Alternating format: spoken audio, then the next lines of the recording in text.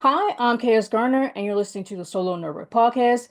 Today, I'll be talking with writer and creator Chris Solís here to discuss his new Kickstarter, the book one of the Order of the Nun-Ya series that he has now on Kickstarter until, let's see, it closes on February 6th. That's a Thursday, everybody, just to let you know.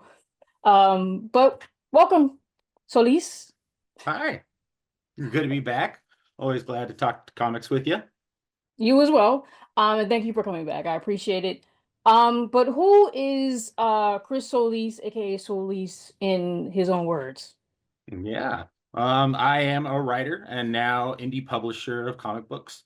Came into writing comic books later in life after doing a lot of stuff in the music industry and having fun with music.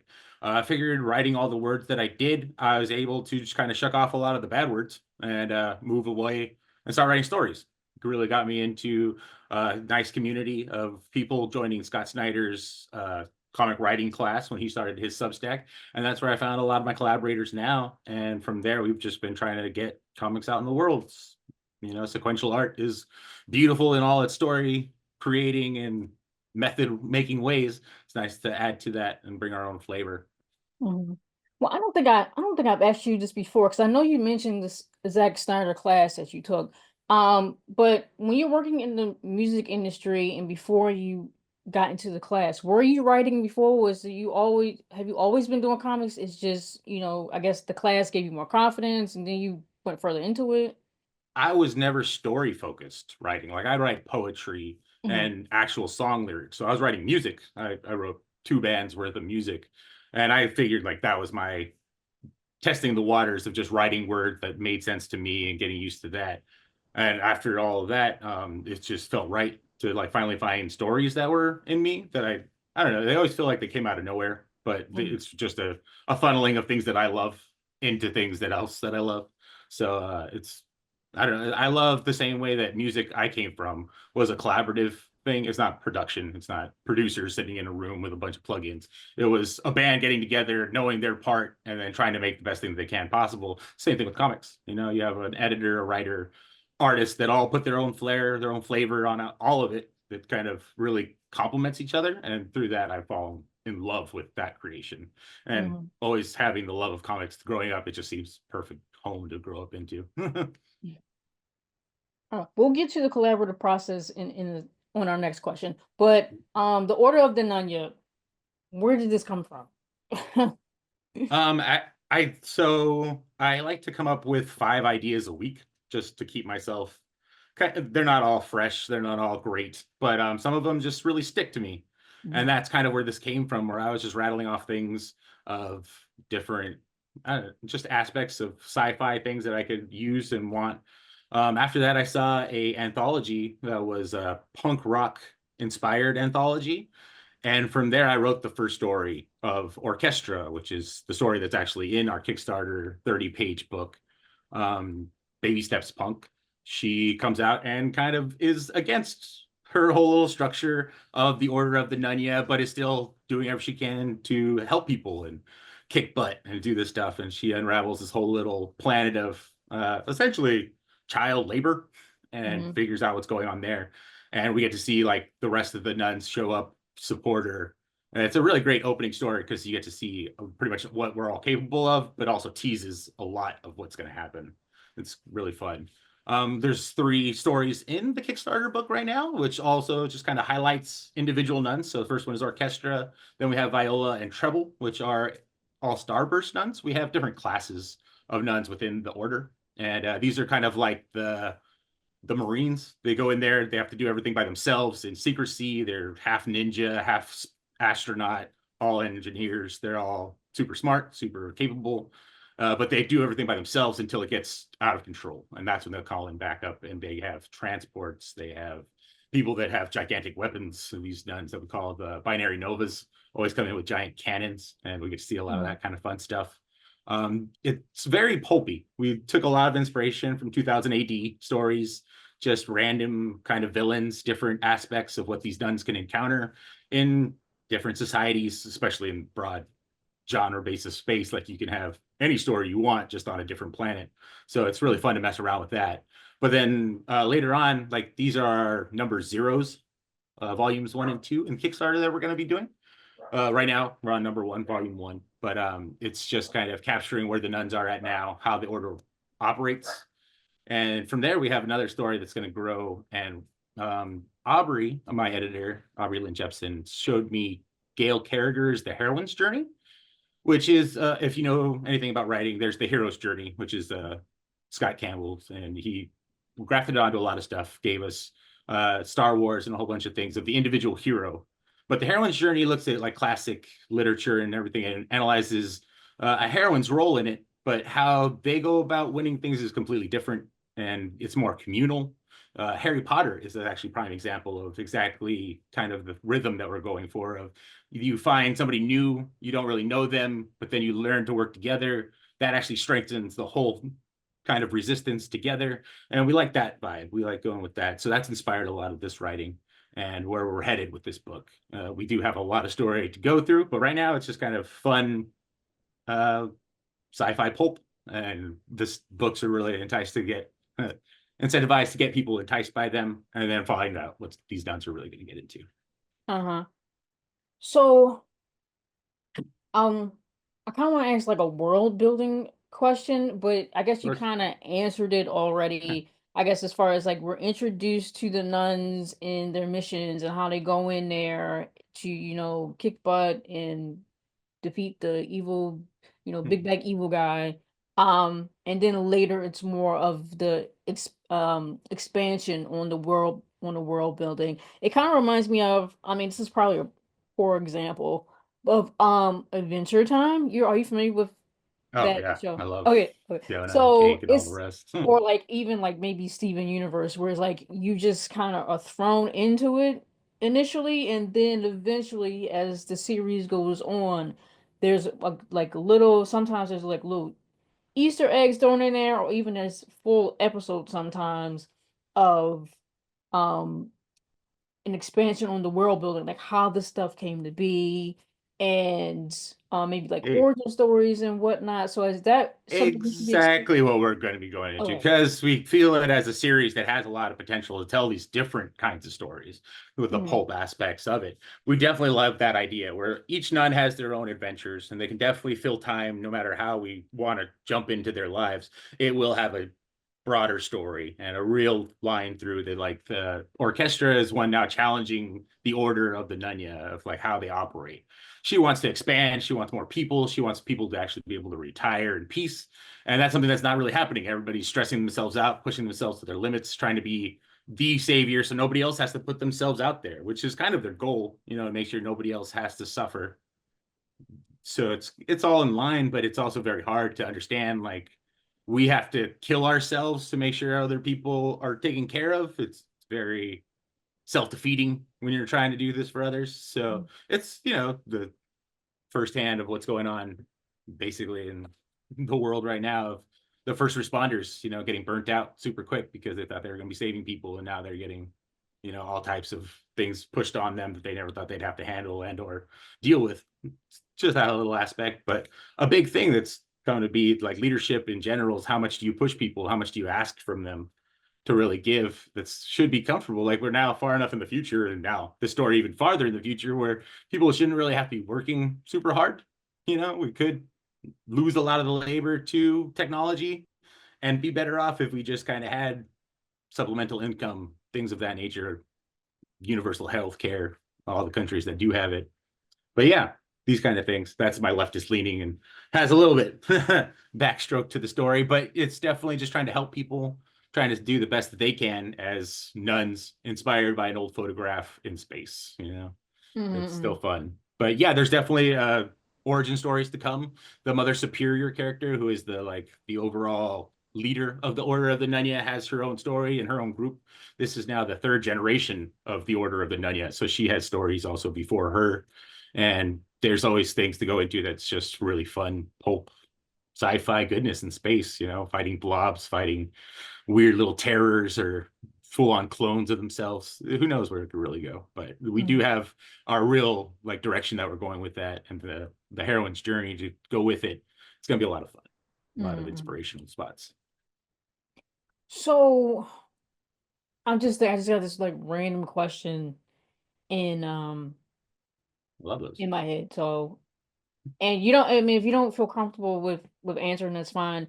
I just wanted to know, with so many female characters, do you ever feel like maybe I should ask a woman or, someone who's femme presenting, you know, Oh, what is this something that sounds yeah, realistic no, that a woman would do?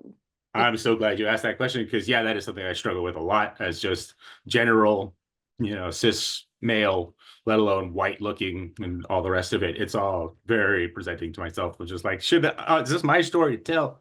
But I grew up with Buffy. I grew up with Sailor Moon. I love those stories, and they taught me to respect women. I need more of those stories to be out there, and I do have my editor, Aubrey Jeppson, Mhm. them presenting by then in Minerva Fox, full cis female. So my whole team is pretty much females to make sure I get the voicing right, and they help me a lot.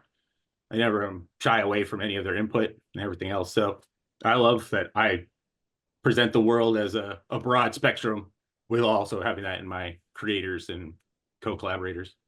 That's cool. I mean, speaking of Minerva and Aubrey, Yeah.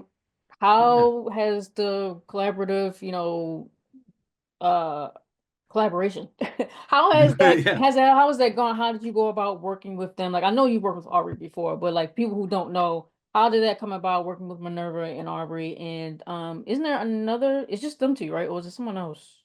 No, those are the two main ones. Okay. Jeff Chang is our cover artist for the first Okay. book, and then we have some other ones that I'll go into. But yeah, Minerva. So Minerva is actually an early inspiration. She did a fan comic called Heavy Metal Sailor Moon, and I don't know where I first saw it, if it was on Twitter or if it was scrolling through another one, but it was just right up my alley. Like I came from punk rock, heavy metal background. I loved Sailor Moon, and I bought it. Well, first time I saw it, I ordered it and got it, and I thought she was full on real professional comic book artist, which she is, but I mean, she just hasn't been picked up in a lot of places. Um, Totally great story. It's a retelling of the same lore of Sailor Moon, but in a harder, darker way. Uh, Usagi has a little bit more of a complex and not super friendly, but it's just really, really driving and really great. And the art is all spectacular, where it feels like I'm watching an anime. And I love that kind of vibe that she brought to that Mhm. project. Like you said, I worked with Aubrey before. Aubrey started with me in the Scott Snyder class, and we put together, well, she put together, she was the editor on volume 1 of Tales from the Cloakroom, which was directly from Scott Snyder's Substack class. And editing that, I loved her style and how she presented what was needing in my story, what was lacking in my art. And it gave me the confidence in her to really trust my stories. And in that, she's turned around and said that she loves exactly where we're going with this nun story, which gives me the confidence to keep going with it and push forward. So that's great. But yeah, the two together, it's been kind of sparse because we are all in different time zones. But the times that we met together, we all vibed really well.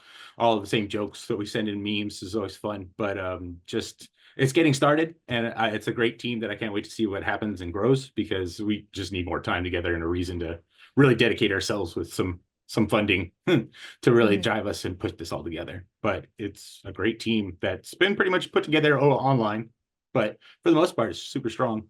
We all vibe together and have a clear goal of where we're going. That's cool, cool, cool. It's cool that you all have, well, not all of you.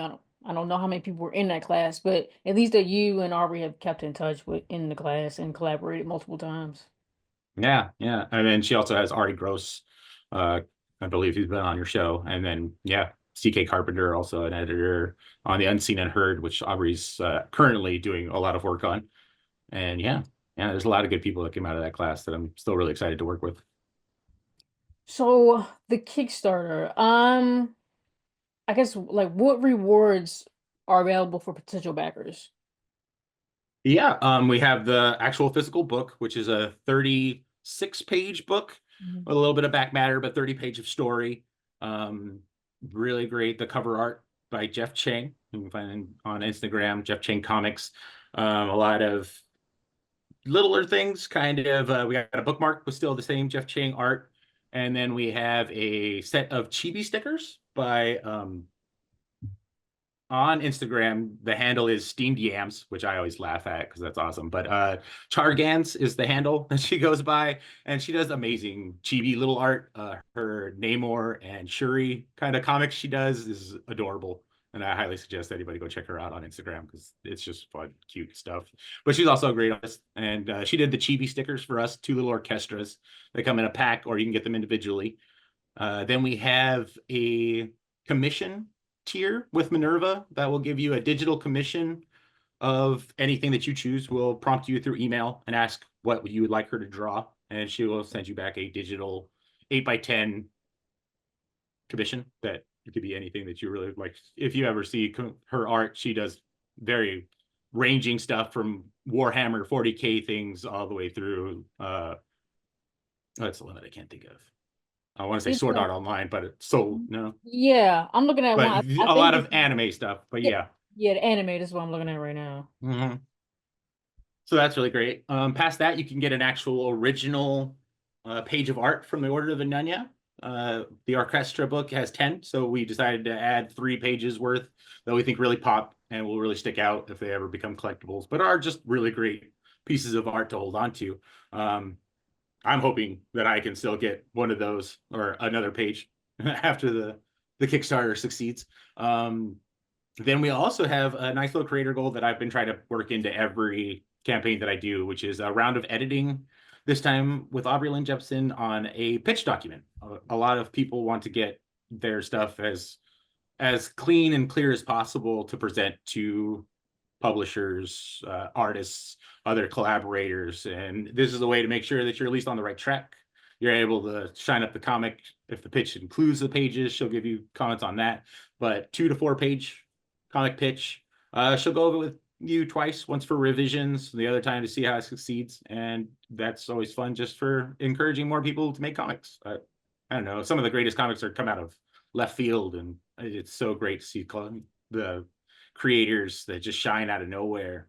Trying to think of who to exactly name, but independent comic books are so vast and so many different topics, genres, and ways to look at them. It's so good to see people make more. I mean, love encouraging people to make more. Aubrey, being an editor, loves people making more. It's things that we really like to push, and I think that's about it. Okay. So at least as a comics creator, what have you, I guess, found difficult, or since you've been doing this for a while, especially on Kickstarter, I guess I guess with time, what have you found that's become easier, or, there are things that are still in the way as far as like getting your stuff funded and promoting it and pushing it out and marketing and stuff like that? That is exactly the dynamics. Like what's become easier is the whole process of creating the comic. I took Shelley Bond's editing comics class with Aubrey Lynn Jeppson, which she's gone on to take out 102, which is the next class over. But I just kind of absorb what Aubrey teaches me now. But still, like that idea of knowing the whole process from start to finish, from scripting to printing, it's a big undertaking. But more and more, I'm drawing, I'm lettering my stuff. Aubrey encouraged me to take a coloring class, which I still have struggles with, I think, in my eyesight in general. But really, it's opening my eyes to how many different variations, ways to just create a comic, make it look really good, and still just get it out into the world. The problem with that on the other side is marketing, funding, I want to have collaborators that get paid. I want to pay them to their ability, and it's really, really hard when I know other people are searching places, Indonesia and random places where they can get the cheapest thing they can get and try to fund their stuff at, or they're going straight to AI, and that's heartbreaking in 1,000 other ways. But stuff like this is everywhere, and I want my comics to fund themselves pretty much. Like as soon as one of them can make enough money to fund its next one, that's my ball that I'm just going to keep rolling and keep making comics, because that's all I really want them to do, is just to be able to fund themselves and keep creating.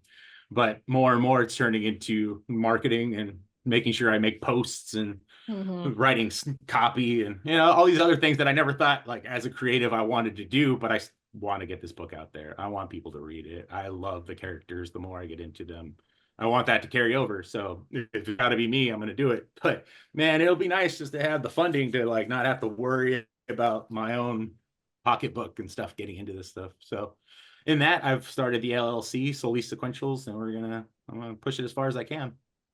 Mm-hmm. So with everything that you have to do with the Order of the Nun-Ya, and you say you have like 5 ideas, you try to generate 5 ideas per week. So maybe, at some point, expanding on 1 or 2 or 3, or maybe even all 5 of them, at who knows, at some point throughout the year or years to come, what have you. You have all of that, and I then you I have. have I have 3 years worth. I have 6 projects that are back burner things, along with the Flag to Fly. I was here Oh yeah. talking to you about that one. That one's now turned into a graphic novel idea, as I've seen funding is becoming harder for a 6-part miniseries. Mhm. But to completely script that and still get Lane on board, I continue it as it is. But stuff like that, like I do actually have quite a few projects that I'm excited to get out in the world. I just need the funding and or talent in myself to make happen. Yeah, I mean, with all of that, and then your life outside of it, how have you been able to find a balance, or have you found one yet? Are you still struggling with it? Still struggling with it. I Yeah. don't know. Like all these creative ideas are always really empowering in the moment, and I try to carry that each day to just kind of keep the rhythm. It's really important just to kind of keep going. That's why 5 ideas a week. They don't have to be pristine, greatest thing ever, but to just have that rhythm of 5 things to come up with. All right, here's this. Oh, okay, that's kind of meh. What can you do better? Okay, that's better. What else can you get? It just keeps you in that mindset of just like, coming up with stuff. Same thing with like marketing teams in the early 60s of watching Mad Men and stuff. It was just kind of knowing what to do, kept your body in that kind of reflex muscle memory, just create. And I swear by that. The more you do it, the easier it becomes.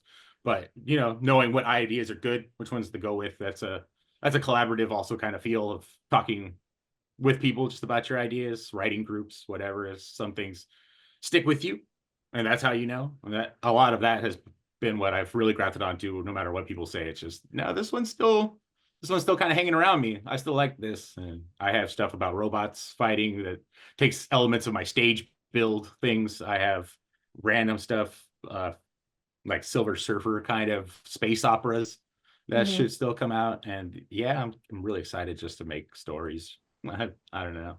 It's one of the funnest things that I ever do. I love playing video games. I love playing music, but something about watching a full universe just kind of spiral out of my head. And then other people be able to actually create the things that I'm saying. It's phenomenal. It's fun. Yeah, yeah, that's good. Super cool. So Lisa, is there anything else that you wanted to share about the Order of the Nun-Ya, or in general, or the Kickstarter, or any other project? Like you just detailed a bunch of projects that you have in your head, at least ideas that you have in your head. Yeah. Or anything else that you want to discuss with us today? Uh, really? Like I covered a lot of the things that I think I want to go over. A lot of the other stuff I'm trying to hold back till I have a little bit more form, a little bit more things to show off. Just so, comics is a visual medium. I do always kind of appreciate that. And it's not without its imagination to build suspense. But sometimes you just need that visual to really get the idea across. So I'm gonna hold on to those ideas. But Order of the Nun-Ya is really great. I describe it a lot as Sailor Moon meets Ridley Scott's Alien, just because it has a lot of dark tones and real spaces for things to hide, but it's all about the sisterhood. It's all about them figuring themselves out as they're trying to be heroes, and what that really means in a space where they have no real history. The history of Earth is pretty much lost, except for this picture that they have from. Well, I found this. If you ever Google guns with nuns, you'll find a picture of the 1937 Vatican rifle team, which is legitimate historical photograph thing that's on Getty Images now of nuns that shot for sport. So that one picture of those ladies is the only thing that survives pretty much in the vast future. And people start building mythologies from it and take inspiration from them as these rough warrior women wearing what appears to be soldier outfits carrying armed weapons to save people or whatever they think they do. So they build this mythology and become those heroes for themselves. They become nun wearing habit wearing nuns that go out and try to save the oppressed, the trifle downtrodden, every bit that you can, like every step they can. And they have a nice system about it, which shows off perfectly in these first Kickstarters that we're going to do. And then they have a real like introspection that it goes kind of deep into what it takes to be those saviors and what it will be to be a team in that. And I can't wait to show people more. Yeah, I think weren't there were nuns in The Sound of Music? Didn't they like did they Yeah. blow up the car They or did they cut the brake line? What was it in The Sound of? Do you remember? I don't remember. I Okay. do know the nuns were in there and there was Nazis. That's the gist of what I remember the Sound of Music. Yeah. It's crazy because um I'm still writing my third book, my urban fantasy, and I just got this like random idea of introducing another character briefly in it of a nun who Nice. is kind of like they refer to her as the cleric Mm. and but I want to kind of make her she is the cleric as far as that's where all of the I guess supernatural beings go to for aid and things like that. Um but kind of also dabble in necromancy in a way. I kind of wanted to be like, oh, she Nice. is from, That's awesome. maybe like the 20s or something. She was a nun or a teacher or something like that from the 20s, and I'll she go had this. back to the Matrix and give you the Oracle is a really good kind of Yeah, prophetic figure to sometimes work into things if she's doing stuff along that line with the necromancy. But yeah, I think that sounds awesome personally. yeah, like The inspirations I took for a lot of stuff is mhm. Dune in their weird Okay, church kind of feel of like sci-fi, what they're kind of trying to accomplish, but then also Sister Act. I'm not gonna lie, sister. just gives you a good vibe of nuns and just the side characters are a lot of fun. That's kind of something to take with you, but like how you Mhm. focus on just the fun aspects of the character come a lot from whatever you absorb. So just stuff. Yeah. I'm still playing around with it. I just wanted to introduce her and then go into another Later, series perfect. with it. So That's I'll see cool. what I do. Yeah. I think I just have too many working parts, too many pieces that Yeah, when need you to be. dangle the threads into other stories, it gets convoluted and it's hard to stay. But I don't know. I have a lot of fun doing that kind of stuff. I have a couple crossovers in mind for some other things that I got with the Order of the Nun-Ya, just because once again, space in general is so easy to say this just happens in another sector. This happens in another place, kind of in the same area, but very, very far away. It's Yeah, beautiful. I like space operas and things like that because space is such a uncharted territory, Yeah. and you can always get off Earth and go somewhere else, and you can make up a planet. It Yep. doesn't matter because nobody knows. So Yeah, you could address that um, background however you feel the story deserves, and it's mm, great. yeah, yeah. All right. So again, we're rambling, but thank you all for Yeah. listening. Thank once again to Chris Solis for joining us once more here today to promote his new comic series, at least book one of it, of the Order of the Nun-Ya, now on Kickstarter until Thursday, February 6th of 2025. Oh, Solis, what is your social media for those who don't know? Oh yeah, no worries. So Solís sequentials on pretty much all platforms except for Twitter or X or whatever that is. That's backwards. So sequential Solís. And then ordernunya.com will get you to the Kickstarter page. Easy peasy. And yeah, Yep. order of the Nunya dot no, at Instagram. Instagram is the only one that we have. Order of the Nunya.com. Its own account. Okay. So yeah, as he just said, you can follow him on social media, or you can go to the website for more updates on the Order of the Nun-Ya if you like. Again, I'm KS Garner, and thank you all for listening, and see you next time. Yep.